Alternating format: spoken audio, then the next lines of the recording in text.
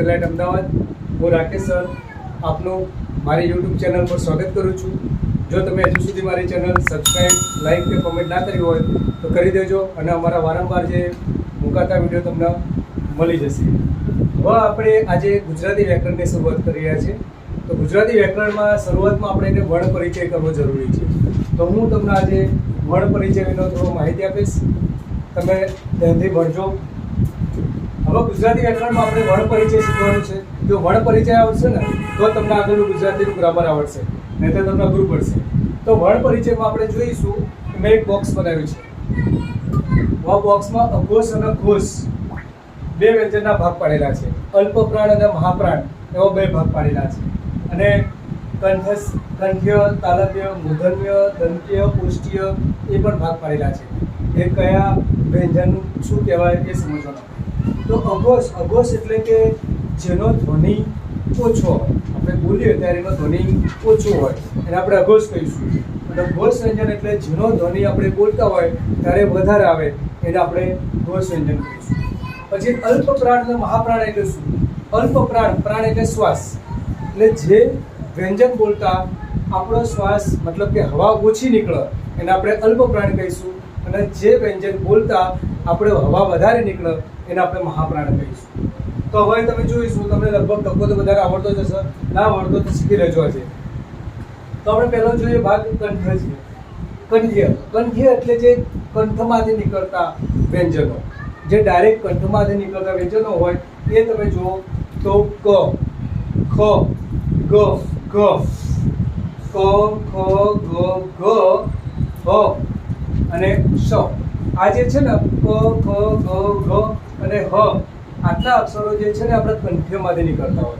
તો તમને પરીક્ષા વારંવાર એવું પૂછાતું હોય કે નીચેનામાંથી કંઠ્ય વ્યંજન કયો, તો જો તમને ખબર હોય કે ક, ખ, ગ, ઘ અને હ એ આપણા કંઠમાંથી નીકળતા વ્યંજનો છે તો તમારા ફટાફટ એનો જવાબ આવડી જાય અને માર્ક્સ તમને મળી જશે. પછી એવી રીતે બીજો ભાગ છે આપણે તાલવ્ય. તો તાલવ્ય એટલે તાળવું, જે આપણે ગળાની નીચેવાળો ભાગ છે ને, જીભની નીચેવાળો ભાગ, ત્યાંથી જે શબ્દો નીકળતા હોય ને, જે વ્યંજન નીકળતા હોય ને આપણે તાલવ્ય વ્યંજન કહીશું. તો તાલવ્ય વ્યંજનમાં કયા કયા નીકળે છે જોઈએ તો બીજા ભાગમાં જુઓ ચ, ચ, છ, જ, જ, ચ, છ, જ, ય અને અળ.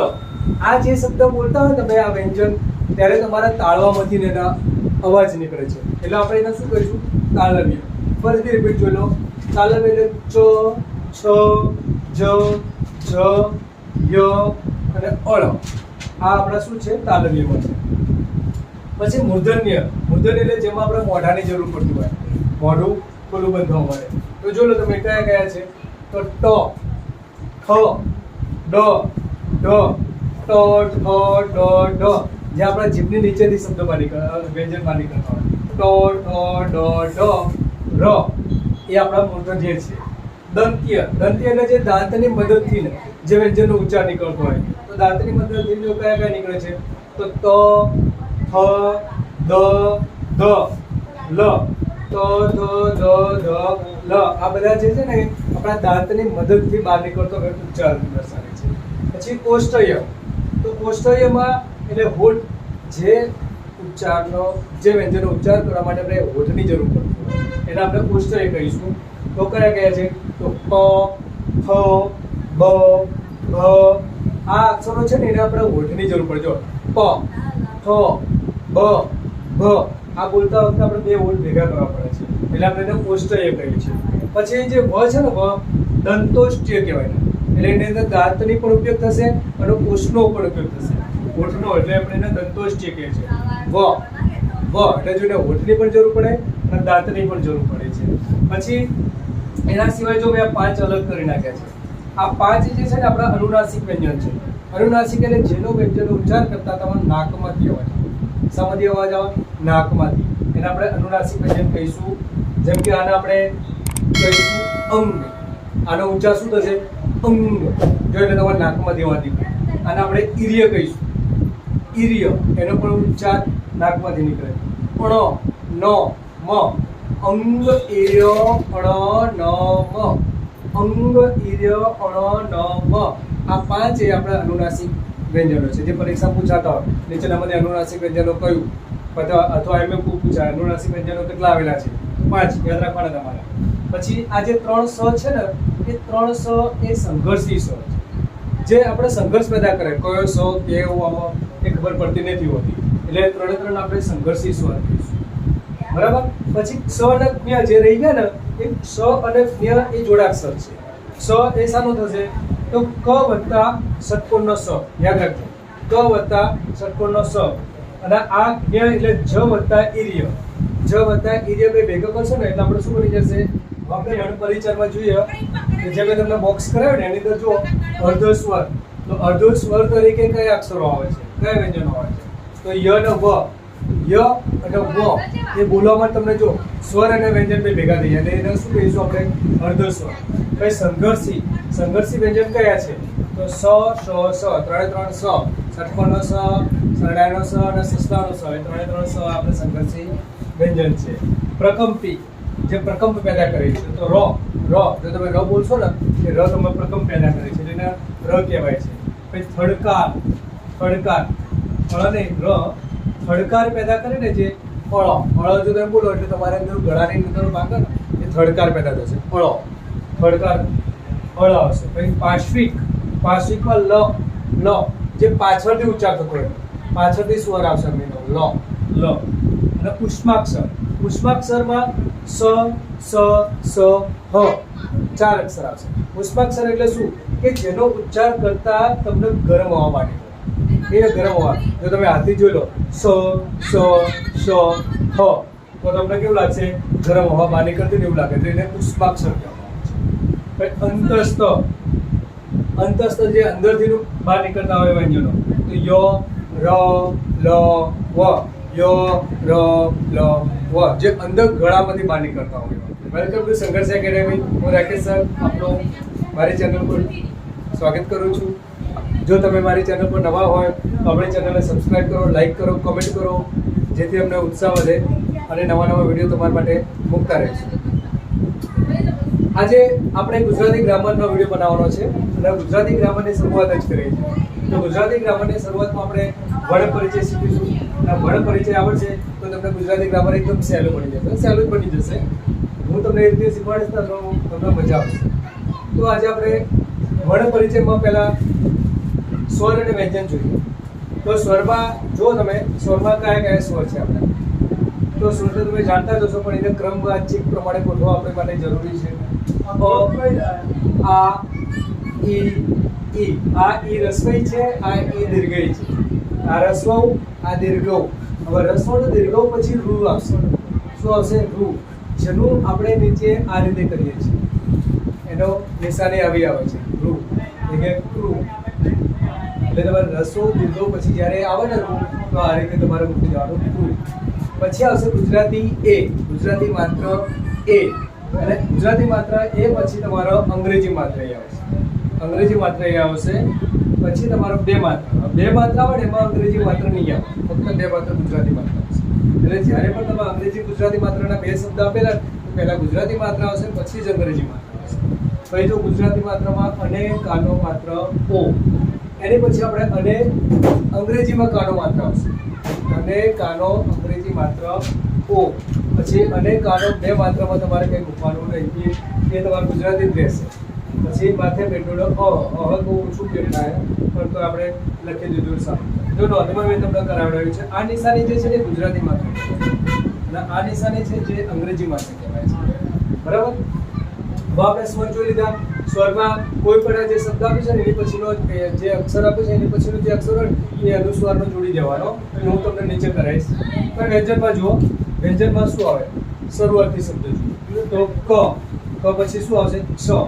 સ છે ને એ ક પછી જોડાતો અક્ષર છે, પણ આપણે હંમેશા છેલ્લે જ મૂકીએ છીએ, પણ છેલ્લે નહીં આવવા, કારણ કે સ ખુદ જોડાક્ષર છે. ક વત્તા ષટકોણનો સ. એટલે કને જ્યારે તમે જોડાક્ષર શબ્દ ટકાવારી પ્રમાણે ગોઠવતા હોય તો ક પછી ક્ષ લેવાનો, પછી ખ, ગ, ઘ, ચ, છ, જ અને જ પછી આપણો જ્ઞ આવશે, કારણ કે એ પણ જ વત્તા ઈર્ય. મેં તમને આજે શીખવાડ્યું ને, જ વત્તા ઈર્ય એ પ્રમાણે એને ગોઠવવાનો. પછી જ, ટ, હ, ડ, પણ ત થ દ ધ ન પ ફ બ ભ મ ય ર લ વ સ શ સ.